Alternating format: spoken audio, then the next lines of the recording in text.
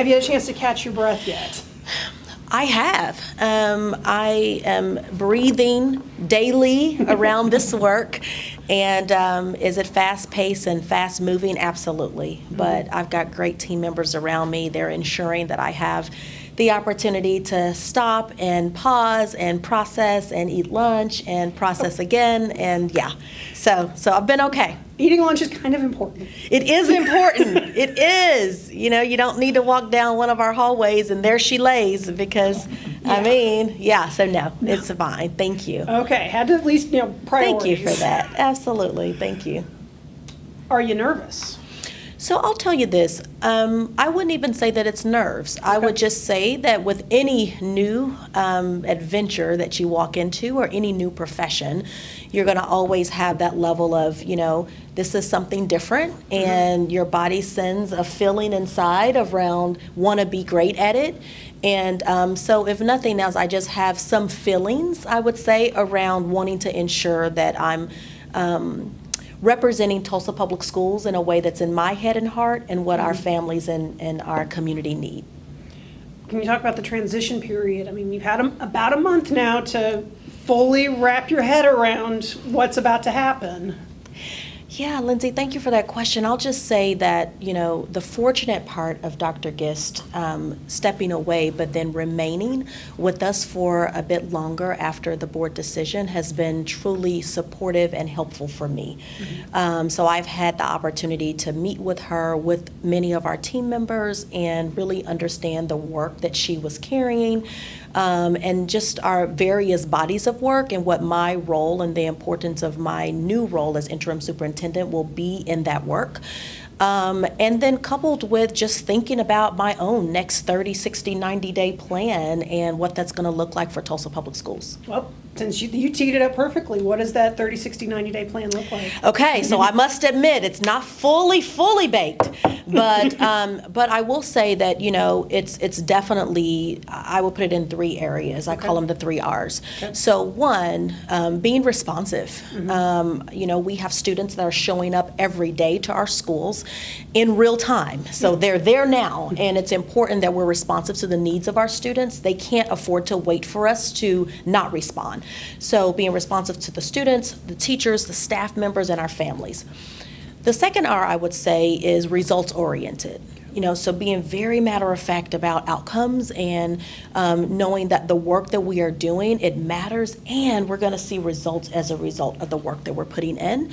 And then lastly, resilience. And I would say that my plan will center around how do we write the narrative in this day that should be written around who Tulsa Public Schools really is and the work that we care so deeply about, which is our young people being successful.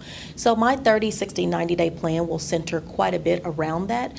I would also say that literacy is at the forefront of our work. As you know, through the Pathways to Opportunity, which is our board-adopted strategic plan, we're very dedicated to seeing our students to literacy proficiency.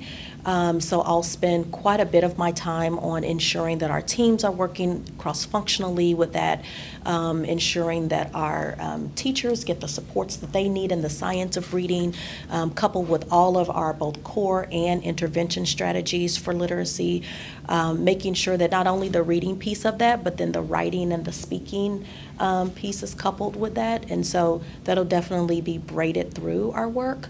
And then because of the other responsiveness that we have been given from our State Department, it'll be important, and we will continue to adhere to those 3 areas that have been outlined and board approved for us to focus on. And of course, those 3 areas are the literacy pieces around the science of reading, so just ensuring that it's articulated, the professional development that we give to our teachers in the science of reading, the corrective action for our students who have not traditionally been successful, so the corrective action plan, and then lastly ensuring that the fiscal questions are answered around embezzlement and fraud detection and so forth. Since you touched on the situation with the state board, how much of that shaped the 30, 60, 90-day plan? I would say that it is that second part of that responsiveness. It definitely, when it comes to the embezzlement, fraud detection piece of it. It definitely has infused into my 30, 60, 90-day plan. We already, from the time our chief financial officer became our chief financial officer, there were processes and procedures put in place in order to tighten up the way in which we do work. But it's even more intentional and will be even more intentional from my seat that happens. And so that for sure, the literacy piece was already there. So I'll just say that, professional development around the science of reading, it just folds right into what we were already doing. And then the corrective action piece is that continuous improvement around the data that drives the change that we want to see in those schools that have struggled. I know you've met with State Superintendent Walters. Have you met with any of the State Board of Education members since the announcement last month? We have. So we actually hosted 2 of the board members at the state level, both Wesson and Burdick.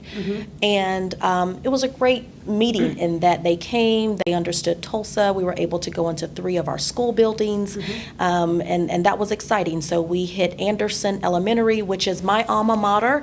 I was once an Anderson Hummingbird, but it was middle school at the time, but it's now in elementary. And so we went to Anderson. We were able to go to Unity Elementary, and we also went to Council Oak Elementary. And you can just never get enough of that amazing experience with our teachers who are working so hard and those awesome faces and hardworking students.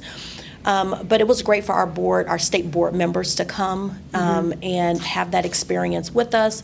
We've extended an opportunity for them to come again and continue to make those visits, and they were very receptive to that and very appreciative of that offer. And they, in return, extended a continuous commitment to the work that we do in Tulsa Public Schools, and that they are here to see us do great things. Yeah, I believe Dr. Marshall mentioned at Monday night's board meeting that you guys went to Council Oak right at nap time. I'm like, oh, so jealous. Actually, we went into some classrooms where I'm just going to say teachers are magical. And they bring young people, little, and then older students to life. And so we got a chance to see that in all 3 of our sites.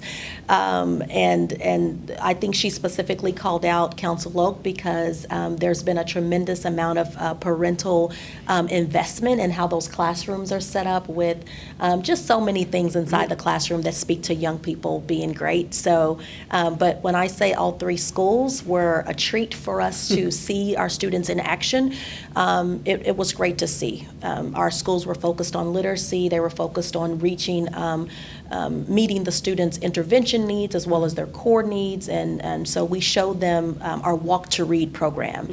And it was great. I was just curious, have they offered any resources, money, people, exemptions that might be in your way? I mean, it's great that they come and visit, but have they offered anything beyond looking at classrooms? So I'll say that whenever Superintendent Walters came, he was very clear with me that he would work closely with me to know and understand how he can help. And whatever that help looks like, he is willing to support us with that. He didn't specifically call out a monetary, set of resource, but he continued to express an offer to help Tulsa Public Schools in whatever way we're going to need help to meet the goals. I'll say as far as the board members, they did pretty much the same around let us know how we can continue to support you. There was a suggestion by one of the board members during the board meeting, the last board meeting, that we reach out to the Moore superintendent just to better understand their intervention strategies and their literacy strategies, and we did that. But aside from that, not anything that was concretely stated that they would actually give us. But they do actually have some reading suggestions and programs that they have mentioned that they want to talk with us about, and we have some meetings scheduled prior to the 28th to have that discussion. Shifting slightly, I mean, you're a TPS grad. Yes. You gave Anderson the shout out a second ago. Yes. I know you're a proud McLean alum, and one of the things I hear from McLean alumni is That's one of our folks about to call the shots. Can you talk about what it means for you as a TPS alum? Oh my gosh. Okay, so I'm just gonna say this. Today is our homecoming. I know, already going. And so I have two events this evening. I have a funders event with our Foundation for Tulsa Schools, and I'm gonna make a quick appearance so that I can attempt to get over to McLean and at least wave at all the awesome football players and the cheerleaders and the students and the families. And so I'll just say, Lindsay, when I think about just my humble beginnings, and I think about, growing up in North Tulsa and being a student who attended Walt Whitman Elementary, and my mom living literally still right around the corner from Walt Whitman. And then I think about then going from there and then being an 8th grader at Gilcrease at that time, middle school, and then to graduate from McLean.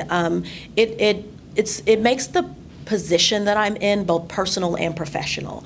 And it's mostly because I am Tulsa. It's exciting. It's exciting to know that the students who are in McLean right now, they can resonate with the fact that I was once a student in the same hallways.